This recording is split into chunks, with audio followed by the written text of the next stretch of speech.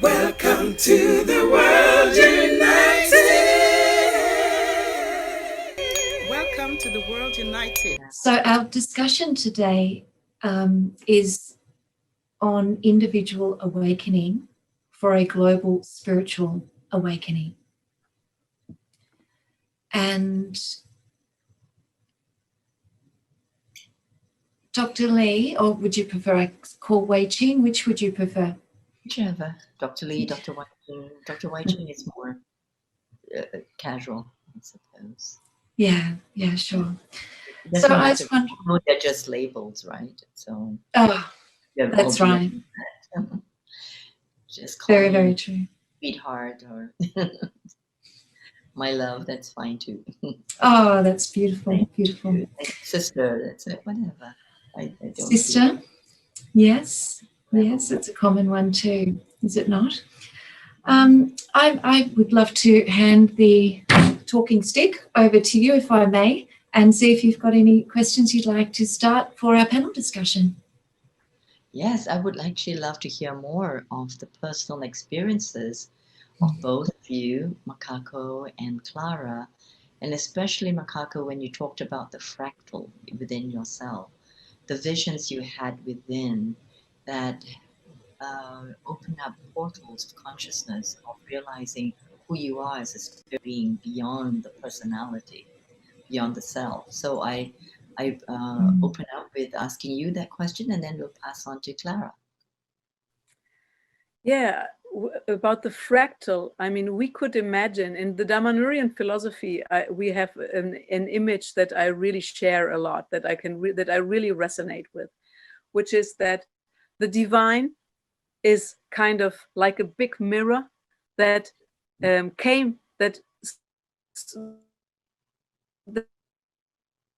millions and millions of small little pieces, and that entered into humankind.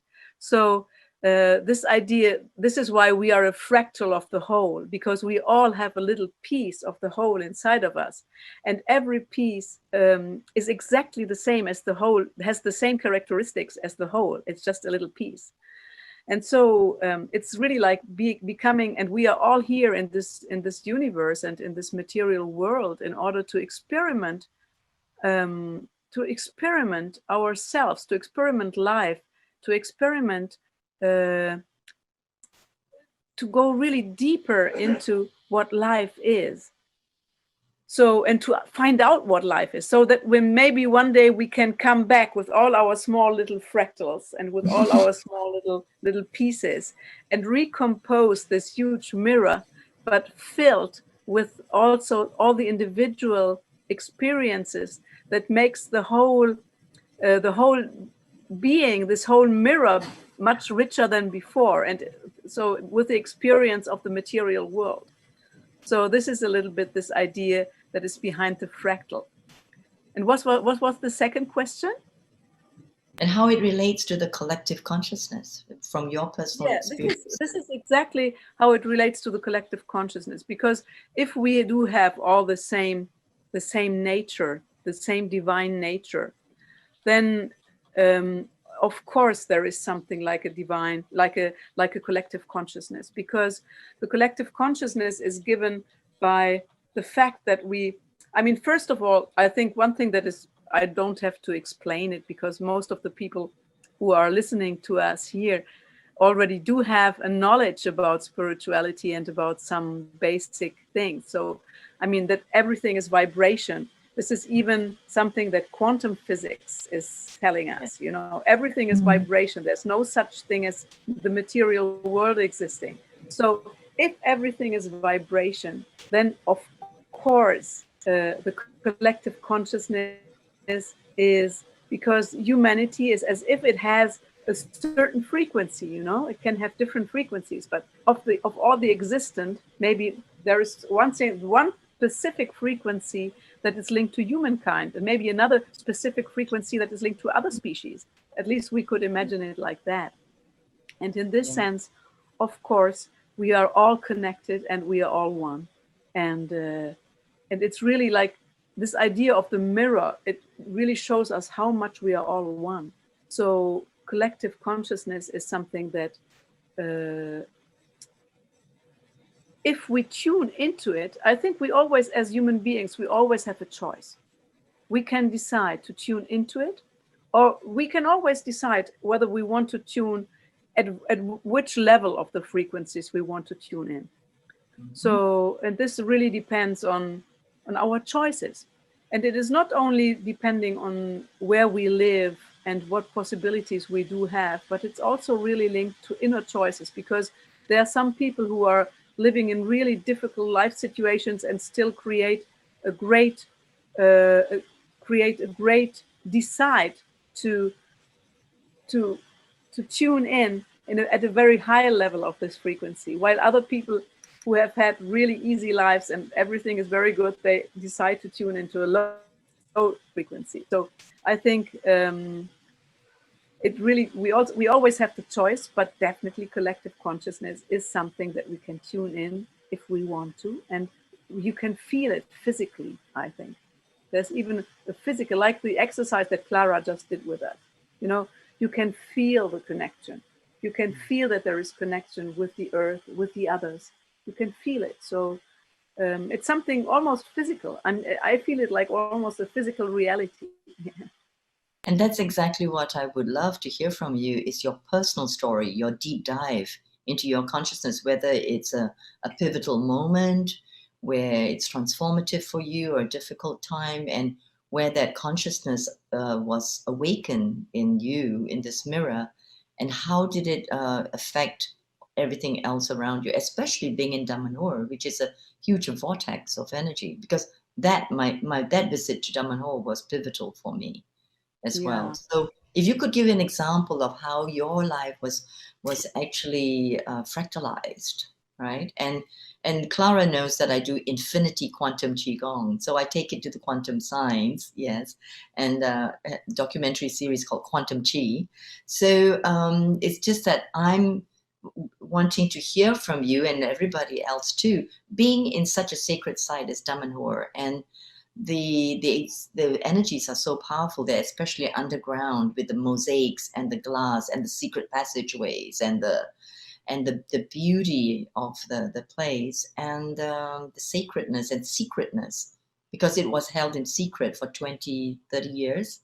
This place, everybody, if you have not visited, is absolutely magnificent. So where was your journey that you came to this place, and what's the deep dive into your spirituality? Yeah, thank you for this question. So I would say that my spirituality, as I said before, started when I was very young. When I was a child, I had extremely strong connection with the divine. And then while I grew up, this being in the material world and all this, and having to find our ways and all these kind of things, I kind of lost some of this purity that I can still recall when I was young, of this absolute natural,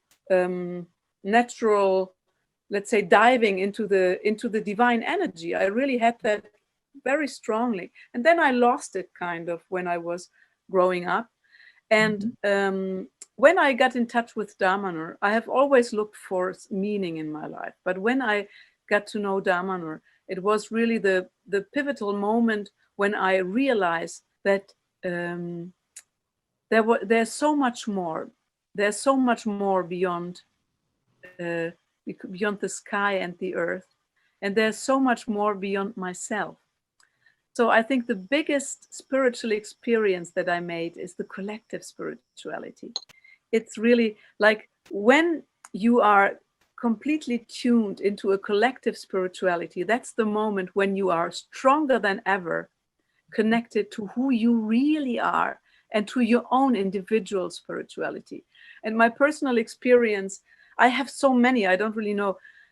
I mean, I do a meditation here. Every day I do a meditation where I connect deeply with with the divine, and where I connect deeply with the universe, in the sense that I send out frequencies, and that I really tune into and I also do pray a lot, you know, praying, but not in the sense of asking for something, the mere asking, but offering, you know, like we're really offering. So for me, the offering is something that is very, very important. And when you offer, I feel that I can also ask, or at least put situations in front of the divine eye, so to say. And my personal experience, one of my personal experiences, I think the strongest I ever had was in the sacred woods, which are above the temples of humankind, when there was a moment in which we did an experiment. And it was an experiment of trying to create your perfect Dharma, or to create your perfect spiritual society. And we would do that very physically by building things and being in terrible, in very difficult situations. It was in the winter, like exactly in this moment of time, actually. And it was for almost 15 days. And in this, I really had the, I mean, beside being in the sacred woods is already something that, like being in the temples, that connects you deeply into different levels, and into different levels of your spiritual being, you know. It really just like makes you dive deep, and in the same time, while you're diving deep, you're like expanding. And I think, and in being in the sacred woods, it really, like, I never ever felt so centered in my life as in that moment when we had this experiment, and where we needed really to connect with each other in order to reach our goal. So we called this goal to connect our fires, our individual spirit fires. And it was unbelievable that, for example, when we were working, we were making fences and creating stuff and so on. So it was incredible that in the beginning of this experiment, we would need like 3 days for doing one work. And when we were close to the end, so uniting our fires, we would need 3 hours for the same work, because there was such a telepathic connection, and there was such a being in the flow, and I never ever felt so much myself, and in the same time so much completely identified in the bigger being. And I think this is really also linked to being able to expand your consciousness, not just to include all existence, you know, all of the existing. Yeah, this is my personal experience. Oh, The strong. thank you. We can feel that, don't we, everyone? Yes, the connecting with the forest and the woods. And I tell you, that land there is so magical. We went to take a look, and also appreciate the creative arts there, you know, going through the gallery and then doing the dance movements to prepare our body before we went underground to look at all these beautiful mosaics and vitrine. It was a totally magical experience, a whole body spiritual experience and connection with the divine. So thank you for sharing that with us. You can definitely feel that and bringing in that frequency, that vibration. And also, while you are a jazz singer, also we welcome Mataji, who came and joined us, and she was also a singer on the circuit, and is now singing bhajans, and she's one of our Global Council members as well. Yes, I am. And Że ten będę potrzebowała jeszcze jajka, no. Wezmę jajecznicę z... Aga, could you mute yourself, my love? Thank you. Okay. Mataji, and there she is. You see her, everyone. She's lovely. She's in France right now. Yes. We'll have your turn, right? And it's Mataji who is singing the theme song for The World United. Yes. Oh, wonderful. Yeah. So I saw her come on, so I thought I would introduce her to you. And she's the one who invited me into The World United. And she sings beautiful bhajans. And by the way, she's my voice teacher.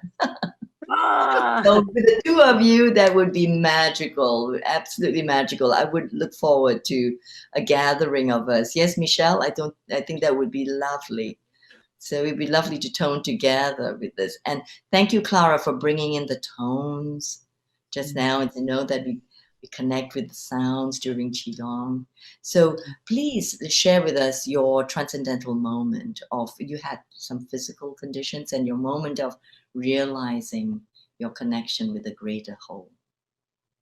Oh, thank you so much. Thank you so much. Interestingly, it's actually to do with when I was a performance artist and singer as well. Oh, yes. Back in the day, it was glam punk rock, so completely different way of doing. Chalk and cheese. I've stayed with Clara in Glastonbury, where she is like a magical spot, right? Another sacred spot, and I've seen her in your lovely punk rock. It was, I used to wear a lot of silver. I used to make the costumes and wear Holotex fabric. Well, actually it was wrapping paper because we couldn't get the fabric because it was back in the 90s. They hadn't produced it yet. But I was always being fascinated by the light and the colors that come through the light. And so there I am on stage, a whole sea of grins, chucking glitter around. I know I feel terribly guilty about that now.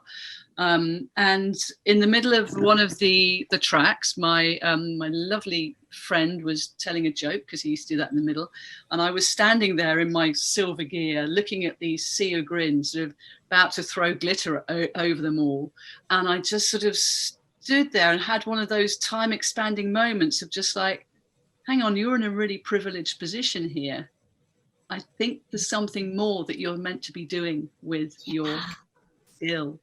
And I was just like, wow. And it's just, my heart expanded, everything. I didn't actually know where I was. I didn't know what was going on, but something had been seeded in me that was so true and so real and such a dare. It's like, are you going to stand up? Are you going to do this? Yeah. So I then... And then you threw fairy dust and glitter? Then I threw fairy dust and glitter over everybody. And I would watch these sparkling boats kind of land on people, and it was like a blessing. It was like a blessing of the light. That was the way that I could sense it. And yeah, so I was in this rock and roll band, and I just had my son, and I was a costume designer, and I was exhausted. I was really tired. I was mainlining coffee. I was very good at doing percolated coffee and smoking weed at night, kind of balancing out, really like, no. And just then my arms went. I was making a wedding dress, this bespoke wedding dresses that I used to make, dotted with crystals, and they were really beautiful things. But I was pinning velvet, and this pain shot up my arm, and it just, I was then unable to use my arm, and I had to put in an arm brace, and the other one went as well. And I ended up not being able to be a costume designer anymore. The whole performance artistry had kind of slid anyway, because I became a mother. And I began looking for real ways of healing. My original training was as a nurse, so I'm a registered general nurse as well. So I've always been looking at what is healing about? What is this healing? Looking at mainstream disease management, not really healing, where can we change how we take care of ourselves so that we can actually let the healing that is part of us actually be able to do its job. But it took me several years to realize that all of that. But I did then get into Reiki and meditation, found stillness and calm and presencing, and then into cranial sacral therapy, where my therapist there said to me, have you tried Qigong? And I said, Qi, what you talking about? I don't know what it is. She said, oh, just come and try it. And as an ex-dancer, once I was on the floor in the Wu Chi, and then the movements would come with my arms. It was just, it was a reclaiming. It was a reclaiming of how my body wants to express and find movement and stillness, and it changed my life completely. And I'm so, so grateful. So that was back in the 90s. And then my life really shifted into, I was way more interested in this. This gave me succor and resonance, and it gave me back to myself. And then I've been able to also share that with others as well, because as we do this work for ourselves, there's a natural kind of wish to want to share with others, which I followed through. So thank you for asking me. No, thank you, because you're one of the biggest proponents and most powerful, potent proponents of Qigong. in the UK, and with your talk show and your outreach. So I thank you for taking this very simple practice out to the world, especially in the UK, and grounding it there. And you do such a marvelous job. So, you know, Clara hosted me to teach in Glastonbury, and we did some magic, didn't we, at the tour, when we channeled in all these new frequencies and energies at the tour, and it was just and this is the point that I would like to make around when you are on sacred land, let yourself really steep in that sacred space. Like Makako was talking about being in the forest. I'm a forest dweller from the New Forest. And when we are around in nature, in the sacredness of nature, and we can let ourselves steep in it and be with that and recognize the frequency of nourishment that is there, a frequency of recognition within us, because we are of nature too. We are nature. Yeah. We are. And the rooting and our basic Qigong practice of rooting and grounding, you know, it's actually used, the word is rooting. So that symbology of the tree is really fantastic. I'm actually feeling Mataji here, with your permission, Michelle. Since it was supposed to be 3 speakers, could we invite Mataji in, because they're all yes, please. singers. Yes, please. Would you come in and just speak about your experience of your transcendence, and from singers with on the circuit in France to singing bhajans? Okay. Over to you, my love. Yes. Namaste, Hari Om, and all the blessings and the love, the light, you know, all the good things that we enjoy. Thank you for, you know, letting me in. I was actually just joining because I was interested to see you and to see how the program is going, since I was a bit tired of recently. So I was also writing to Michelle that I will be concentrating and more focusing on Africa for the Third World Parliament on Spirituality. Yes. There's a lot to say. There's a lot to say. There's a lot to share. But I would say that the first thing that I've found power, love, relief, peace is the silence. The silence where everything is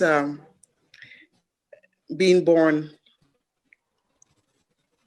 The silence where everything is blossoming, from even the sound.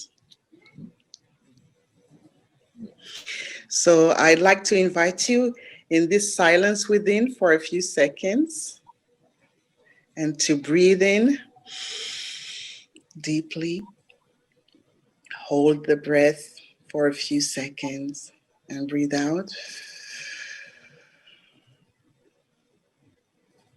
Stay there.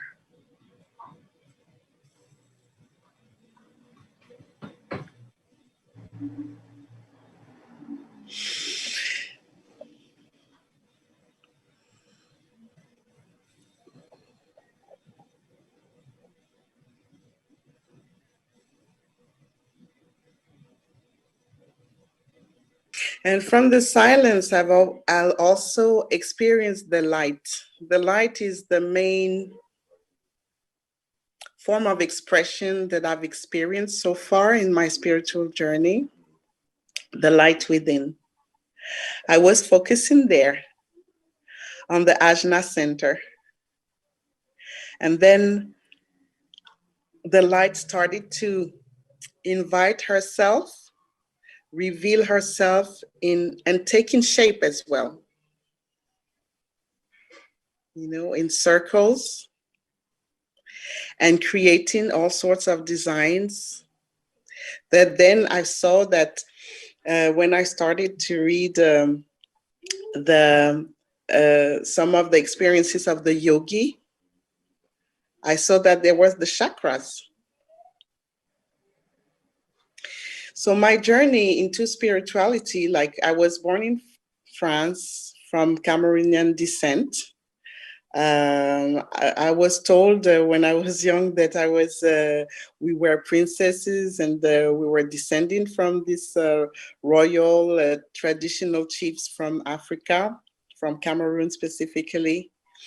And I grew up, and I was also always uh, um, very much attracted to God, or what we call God. And being from also half of my family, my mother used to be a pastor as well. And we had an adoptive grandmother from Germany who had been a missionary. So I was bathing into the Christianity, what we call Christianity. And I was also always talking with Jesus, the Christ. Then I discovered a bit later the Buddhism. I was also maybe 12 years old or 12 and a half years old. And I saw the Gohonzon and I said, oh, what is it? And then the person I was with gave me a mala and I started to chant. I did that for a few months and my parents were very surprised. They were asking, what is she doing? What is she doing? But you see, all these experiences, I could tell a lot of them. What happened to me, who I met, and all that. It's just that it got all these experiences gathered into the expression of spirituality. We call it religions, but in fact, the religion is I would say, the cultural aspect, as well as how mankind wants to put in shape and define, certain, how do you say, frames to justify or to try to explain the reasons why they're doing such and such things. All of these experiences, all of this traveling with the music, also meeting this culture, this civilization. As you well know already very well, we all are one. And this oneness is just keeping us together. It is keeping the planet in shape as well. Otherwise, I think that we will be already scattered all over the universe.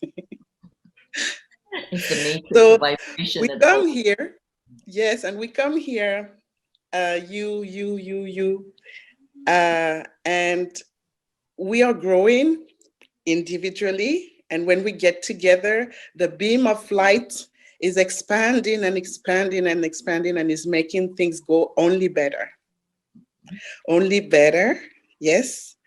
And then we can reach higher dimensions. We are multidimensional beings anyway, yeah.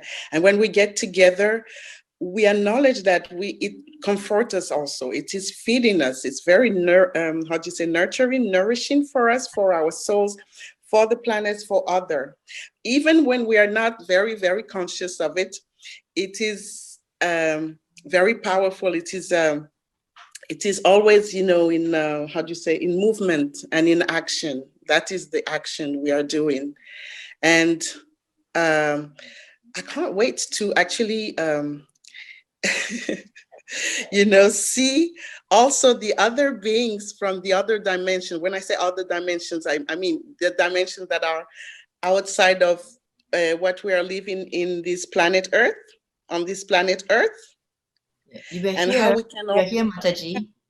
and also how we can, invite them more consciously, and have them as we see, like in what we call the physical realm, right? It's good to perceive them in our multidimensional aura or experience, right? But it's also, I can't wait to see them physically, and I can't wait to tell my neighbor and my family and some of my friends who thinks I'm crazy, Hi, you saw?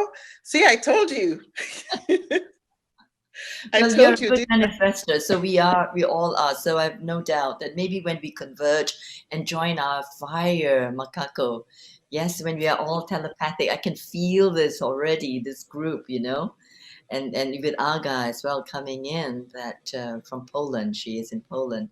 that I can feel this group converging, the whole energy is coming. So what was your inspiration for this song, The World United, One Earth, One Love, we are one, right? Yeah, it was very simple. When actually I was invited by San Yogi Uma Shankarji. He's a yogi teaching the Sun Yoga. And he's been instructed by Sri Sri Mahavatar Babaji, the immortal, my Param Guru. And anything that is going with him, I go. This is also how I met Dr. Yugandhar.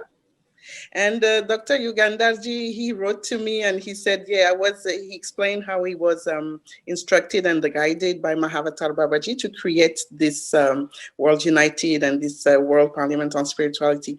So I already had it was in 2012, right? And the years that were preceding this 2012s, I had the songs, the music was coming in a very specific way. The music was coming like a beam of light.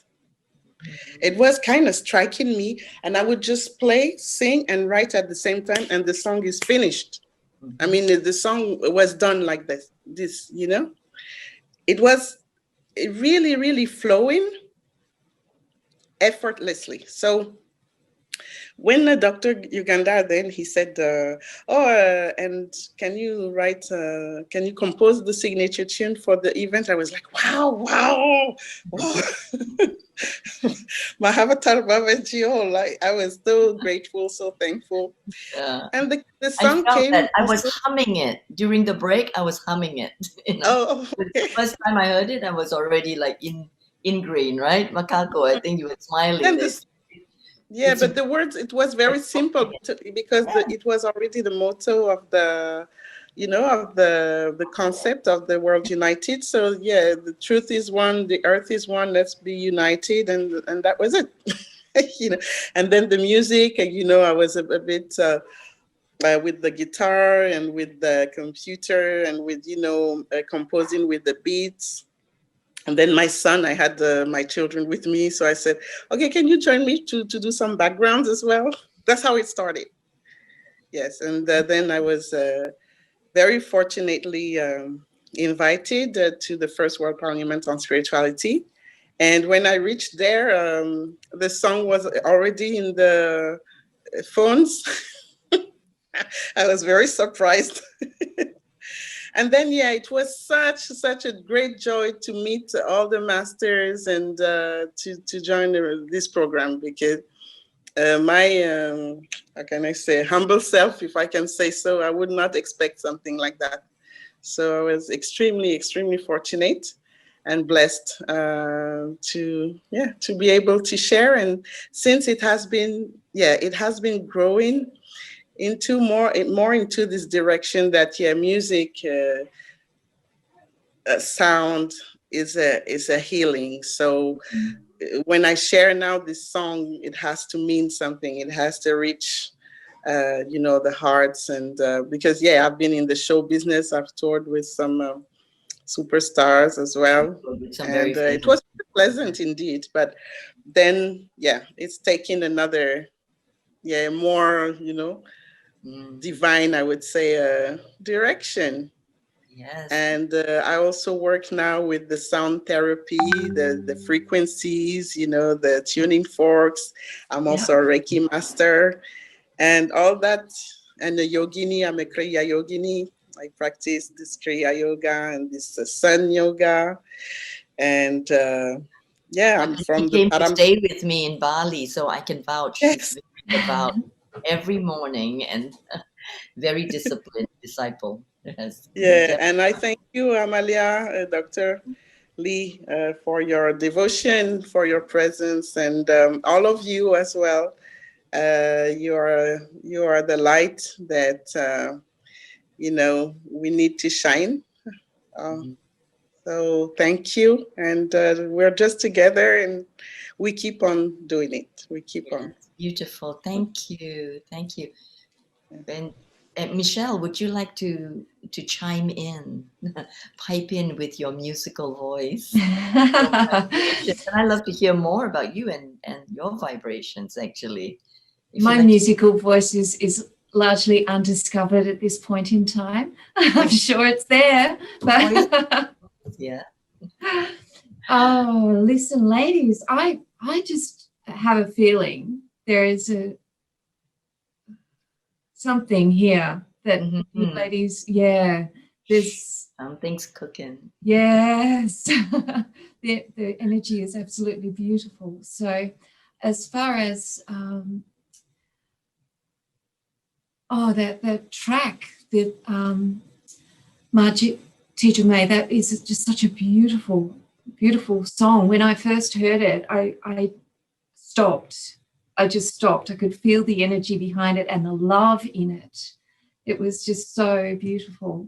And I loved hearing the story of the creation of it. Thank you.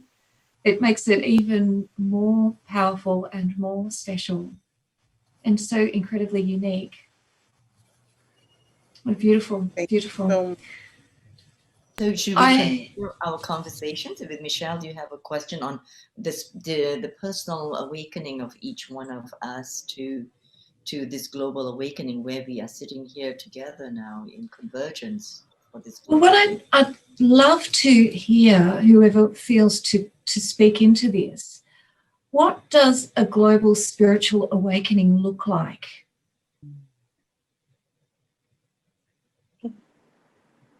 Analyst? Clara? I just said this. Like this it does. Looks like. This so is how just, do but how do we recreate this for everyone? We keep doing it, and we keep sharing, and we keep up with our practice, and we keep our frequencies high, and we keep feeding the field with that positivity of potential. I mean, this is the year of deconstruction. Next year's the year of seeding what it is we really want to happen. And this needs to come from my humble opinion, from a place of the heart and connection to all that is. So yeah, we take care of ourselves, but we also consider others within that taking care of self. So there's an honesty and a truth that is resonating like never before. All the elephants in the room are going to get chatted about. They're all going to get dragged out. Can't have anything underlying that is bringing frequencies down and bringing us down. It's like, just let's heal the traumas in the best way we can. Let's let people feel listened to have space held so that people can feel safe to be who they truly are. You know, with the mess and the marvelousness, the yin and the yang.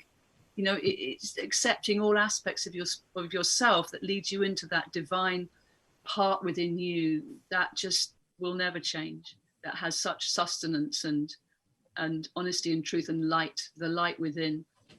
And just doing the practice as well. It's like keep coming back to the place in yourself that helps you, to then help others. And I keep going on about this, but I really feel that's been my journey. Is the more I've helped myself, the more other people have benefited as well. And so this call to self-responsibility, I feel, is really big. Making the choices, as Kako was talking about earlier, every choice has a voice. Everything you make a decision about has an energetic frequency, and you matter. We might think we're all tiny ants on the planet, but my goodness, when an ant colony gets together and works together, amazing. That's very true. I remember hearing someone say about a mosquito in a tent once, how small it can be, and how jolly annoying. It just keeps coming back. It's do not underestimate your power, this empowerment of being the true you, of being that spark, that fractal divinity of the Christed consciousness, of the atom seed within you, to quote and also it's a part of the quantum entanglement, you know, as one heals, as one is awakened, others too will, what they call in the 100 monkey principle. And in quantum entanglement, of course, then the consciousness awakens, which is the work the play and the work that we're doing now is to keep opening up and really to ground the golden matrix of the future. And if it's global awakening, I think this is meant to. The cocooning has accelerated that. And we can call it the Kali Yuga times, and we can call it the dark times, but also this will be followed by the golden times. You know, we are all exposing the dark forces, and we are bringing in new ways of being, and even this way of being, using technology to the best advantage. And also, I'm not sure as a Qigong practitioner, because this is the dimension of duality, that if it's completely going to be utopia, or we are going to transmigrate into some other dimension. But while we are here, we have to try as much as we can to make this beautiful jewel of earth, you know, with all the beauty and the flowers and the fruits and the waters, you know. That's why we came in, to be stewards. And that's why I feel that one way to rejuvenate within ourselves is to actually to have the right kind of food and connection with our food supply in the world, and to honor that and to maintain that. Because while we can also aspire to be breatharians and transcend as beautiful spheres of light, we are also made up of the 5 elements and physicality. And so that for the survival and thriving, we need to take care of the basic elements of the earth. So for the global awakening, I feel that we have to really go back to the basics of just this nurturance of the earth, and what the earth, the trees, the roots, the forest can also nurture us. So I feel that is like really a very basic point in this awakening, besides all the bringing down the banking systems or the corrupt, you know, law systems, or the way we treat human beings in slavery and abuse. So all that has to change. But besides that, we have to come back to our basic core, don't we, Clara? Right? Yeah, I completely agree with, as you mentioned, the 5 elements that surround us. And you know, we are physical beings, and it's honoring the physicality, this vehicle that our spirit has to travel around the planet. You know, we can be in our heads and in our hearts and be up with God all the time, but actually we're here, we're meant to be embodying our spirituality now and walking it on the earth and meeting with other people and sharing it. So it's honoring that. I often talk about the miracle of existence and this incredible mechanical, physical, biochemical unit that we have to transport our spirituality around in. It's like, I mean, it's taken me years to get to this point. Back in when I was doing the rock and roll, I was obviously not respecting that at all. But I think, like you say, coming back to the basics, the quality of your water, and that power of water, as Makoko was talking about earlier as well, when you speak to the water, or when you resonate with the water, it has a memory to it. And as we speak our affirmations or our frequency updates, we speak to the waters in us. And that, I think, is really important to recognize a good quality water is then coming into us. So what filters are best, you know, where is your local spring, you know, there's a lot of toxicity on our planet, and how we clear that physically and energetically is a day-to-day, moment-to-moment thing. I think it's Dr. Hugh Lin from the Ho'oponopono said, if you can't do enough clearing, you know, just clearing is something we just need to come into again and again. So water and nourishment, absolutely. Grow your own food wherever you can. Yeah. I would also like to Masaru Emoto as well. You know, I was a Qigong teacher, and he was the keynote speaker on a cruise, and it was fascinating because as he was teaching about water, I was actually taking people through Qigong and meditation and connecting with them in the Caribbean. And we were making sounds. We talk about sound healing. We were making dolphin sounds and spontaneously. So we were really communicating with them, and it was so beautiful.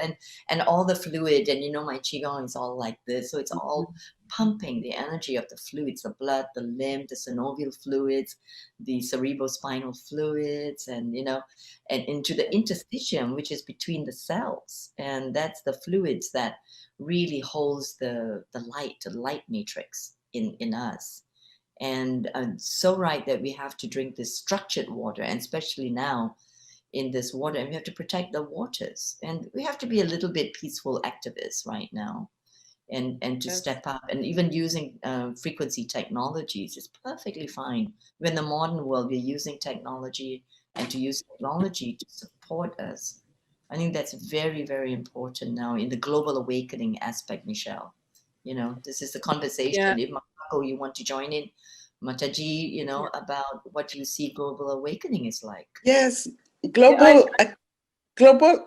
Oh, Makako, would you like yeah, I to just come first? wanted to add to this that I think there is something that is very important, which is that we are really immersed in the field, and we are continuously nourishing the field, and we are being nourished by the field. So the more we do a work on ourselves, the more we do a work on the whole field that is connecting.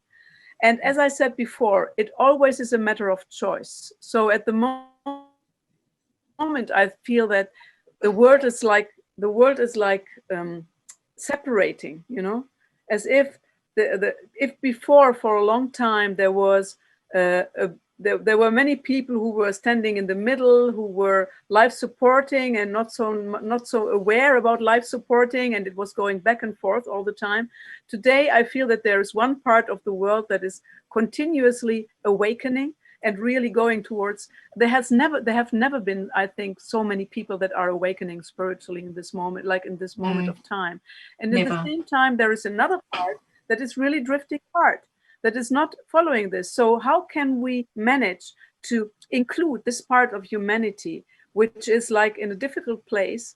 I think the only way that we can do this is really like by nourishing the field. And the nourishing starts with also what we eat, how we eat, with our thoughts, how we think.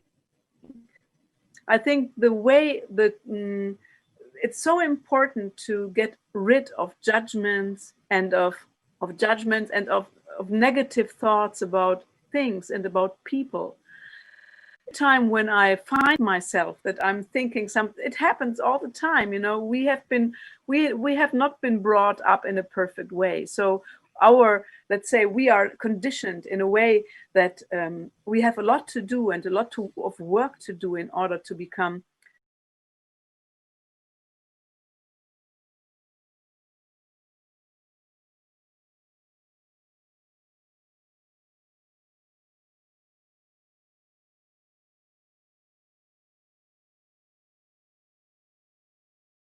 taking away from spirituality. So we have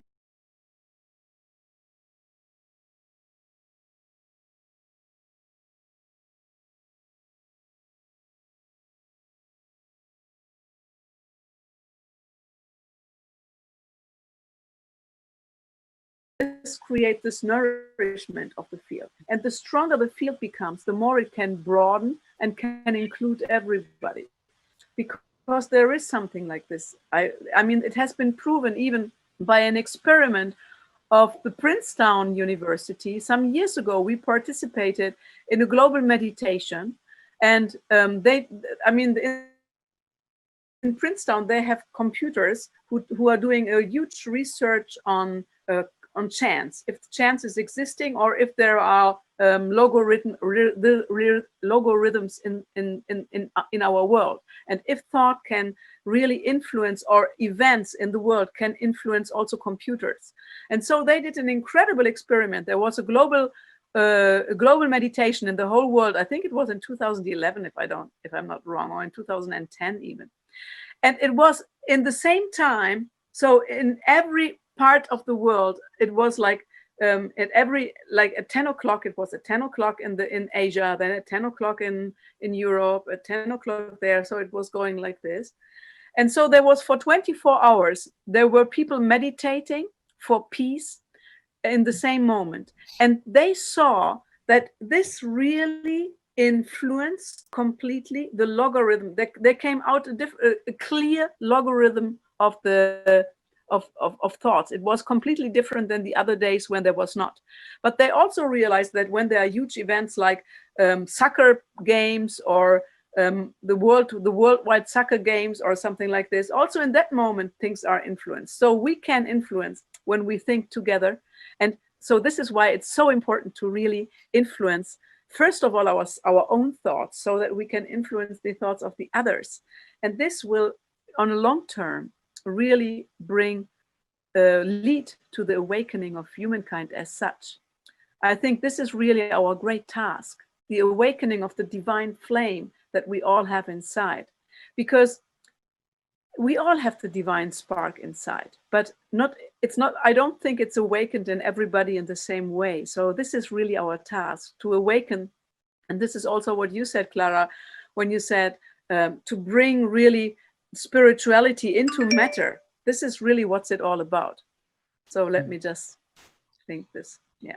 Yes, thank you so much. And just a reminder, on the 21st December, we have a convergence, we have a meditation, and it's understood by almost all cultures and astrological systems that 21st December is going to be a very significant time. So we have designated that day also for a global meditation with us. So just put that in your Gregorian earthbound calendar. Okay, so right, beautiful. And would anybody actually Global Awakening? ask questions? Ma, please. With a Global Awakening. When I hear if I have to translate this word or concept into some kind of image or experience, I would just rejoice and chant and dance and clap my hands and stomp my feet.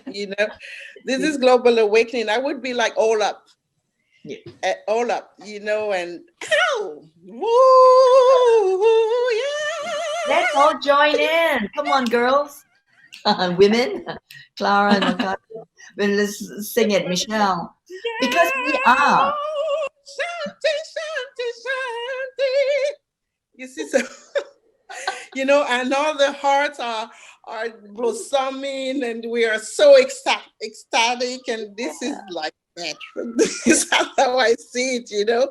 We're just rejoicing and exploding, and it's wonderful, divine. And I have some good news. As a matter of fact, Kali, you guys over. It's over. It's already over. We are ascending into Dwapara Yuga, and we're not going back. We're not going back. We just keep on ascending and ascending. The bad news can only come from outside. I say that in the sense that if we stay, like as you all said very well and very accurately, if we keep within, if we keep our practice, our sadhana, and if we use our tools, yes, we are in the best of the worlds. It's only when we listen to, this happened there and this happened there, and eventually maybe we can have some bad experiences, that we start feeling differently.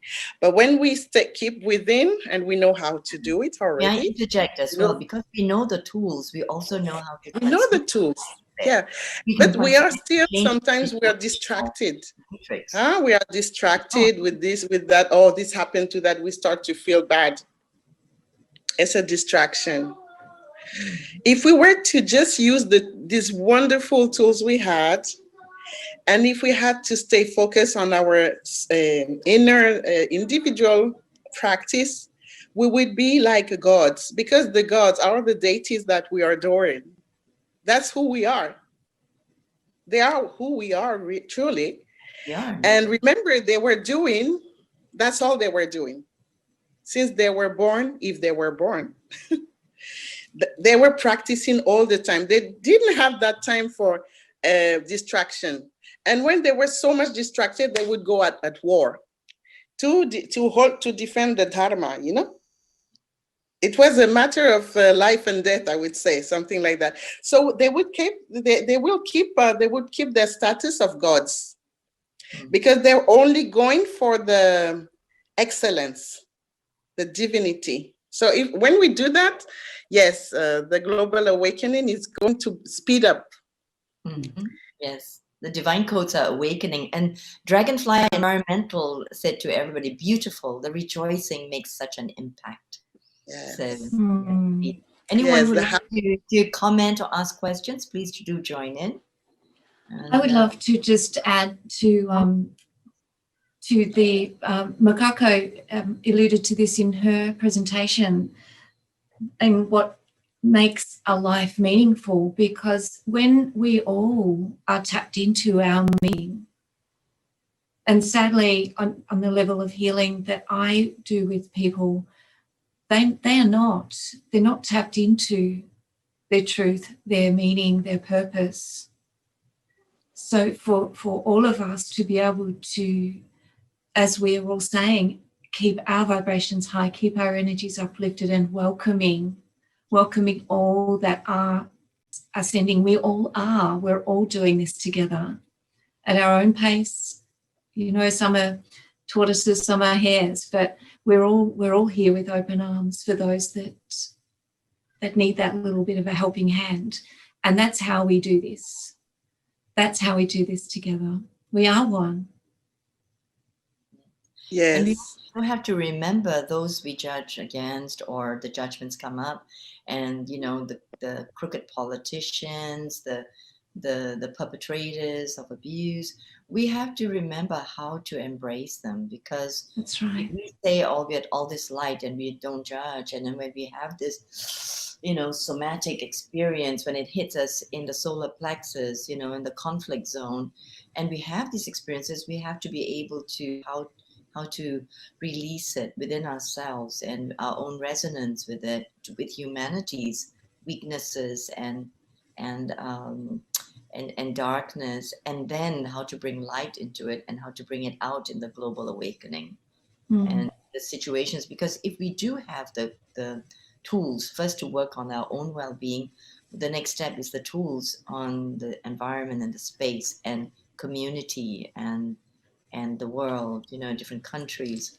How do we deal with that now? So we are, I feel, being called to really learn this spiritual warriorship and learning to protect ourselves, but in a gentle, non-violent manner, and also how to transmit the light that would actually make changes. As we know, Makako say, you know, that they've done tests and it's shown. And so as each person, especially a new meditator, comes to this consciousness that, wow, this is the power I have within.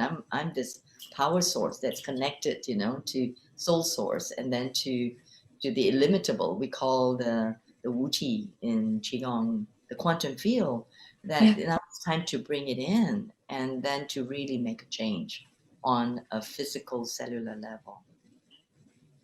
And it's wonderful. And I have a beautiful, I think, image of, you know, when there's some tribe in Africa, when someone is making a felony or a crime, the person is taken in the heart of the village, and all the villagers encircle the person, and they keep on shooting at that person all the good things that he has done before for a few days. I love that. You're going to make goosebumps. That's wonderful. Yeah, you did good. You did good. And that's how they solve the problem. Yeah. Huh? Yeah. Downloading and restructuring the matrix. Beautiful. So these are the tools we have. It's just we forget to use them, you know, but when we keep our eyes and our hearts and, you know, all our soul into practicing this, it's like we are two people, you know. Mm-hmm.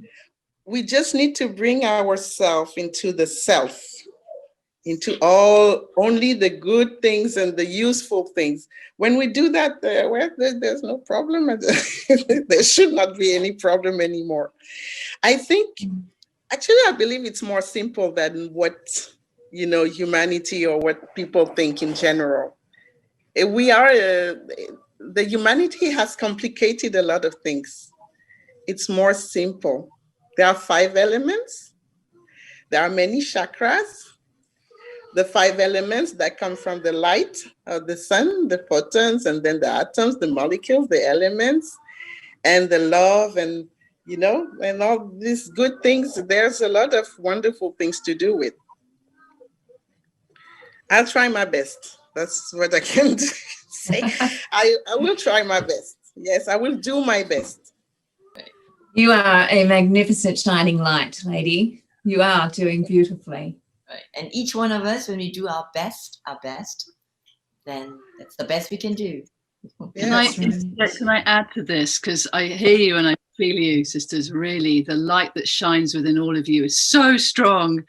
But there's a lot of mess out there, and I think that when we're coming out of judgment and blame and fear and all of that, if you do mess up, you know, just that's my humanity. I am going to mess up every now and again, but not to give yourself a hard time for it. Just kind of go, okay, that was then, moving on, back on the horse, back on again, rather than deriding yourself for doing something wrong. It's like we're experimenting and exploring down here, and we learn so much from our mistakes. Are they really mistakes, or are they part of just life's learning? That's right. And that thing that you were speaking about, Maya, was about how your personality has to learn how to get on with your soul. You know, it's like, how do these two hang out with each other? Do they have chats? You know, and I feel that personality is very much part of the mind. And when the mind can be put to task on behalf of the heart, that's when the personality and the soul start to get to be better friends, or so to speak. I don't know what anyone thinks about that. There's an ancient Chinese saying that we ride the ego like a horse to view our spiritual kingdom, not kingdom, but kingdom. So we have to learn how to use our human personality, our mortality, and our physical body, our chalice, and learn how to ride it, how to maneuver it, and to view the spiritual kingdom externally. So I would like to add to what Clara just said also, that there is one thing that exactly, I think that the judgment really starts with ourselves. So we will dive into errors all the time, but we are here to learn. So it's not about making errors, but it's about learning from the errors. So it's not about feeling bad that we are making errors, but to see that every error bears a huge opportunity to learn more about life and to broaden our vision. And there, I think one thing that has been really helpful to me to distinguish between this persona or personality, as you are saying, and the soul, so to say, so the higher soul, is that to become aware, to really become an observer. So if I'm observing what's happening inside of me, I'm not identified with the persona anymore. I'm immediately identifying with something higher. And this is something that is a very simple exercise. And of course, we fall all the time, every one of us. I mean, we are animals as well, and we have gut reactions to things.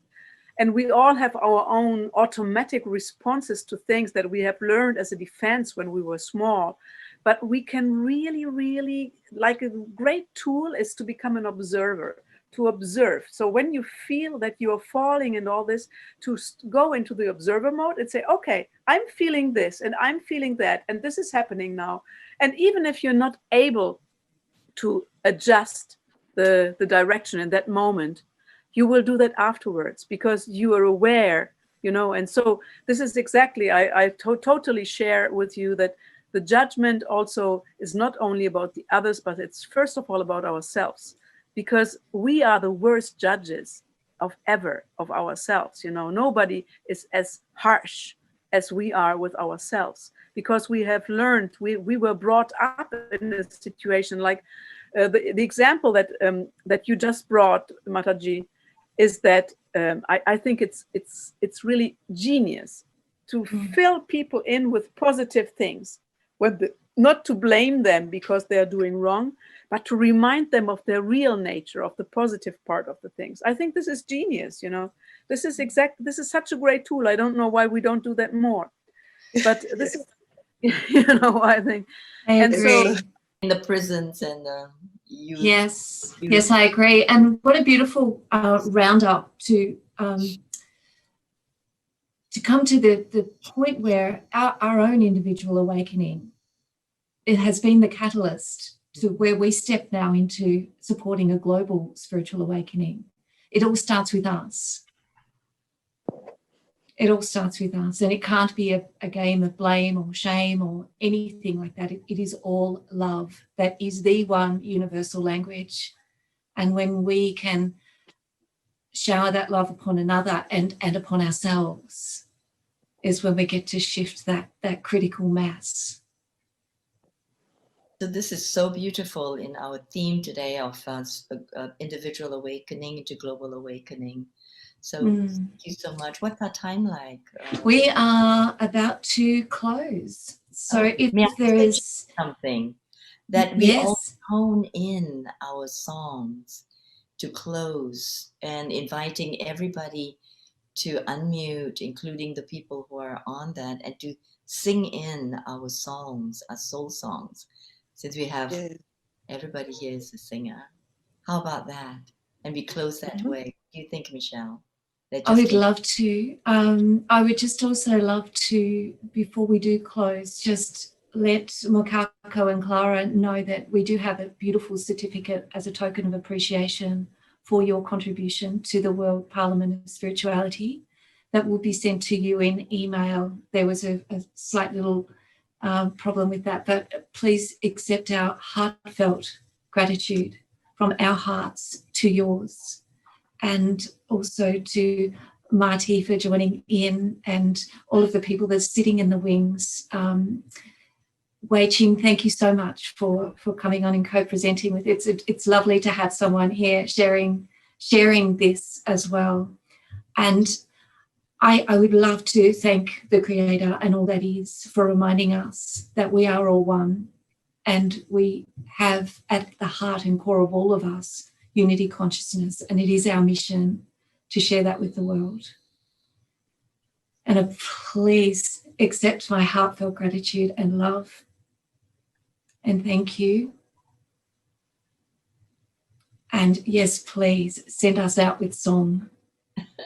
Let's do that. And also with an invitation to join us in the next session, right? When does it start, Michelle? It starts in about 4 minutes. 4 minutes. And it's spirituality and education. It is. It is. And we have already our guests are sitting in the wings waiting for us, a few of us. So yes. And Seagrave. Yes, so that's correct. Yes, yes. Let's tone out and then go back in. Please come and join us on camera and celebrate the close of this session, as we will take a very small musical interlude and bring in the next one. Thank you, Michelle. So much love to you all, Clara. It is all beautifully a joy to meet you all today. Thank you.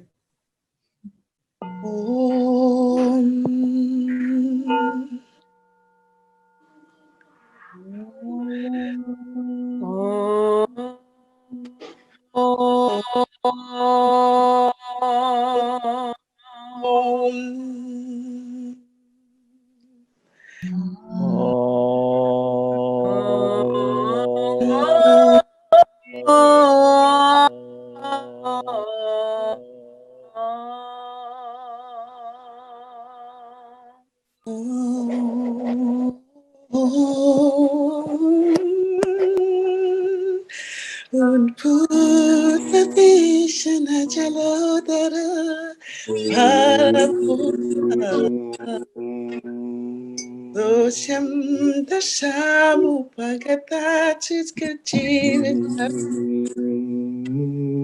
Patpada pankajara jambita tekate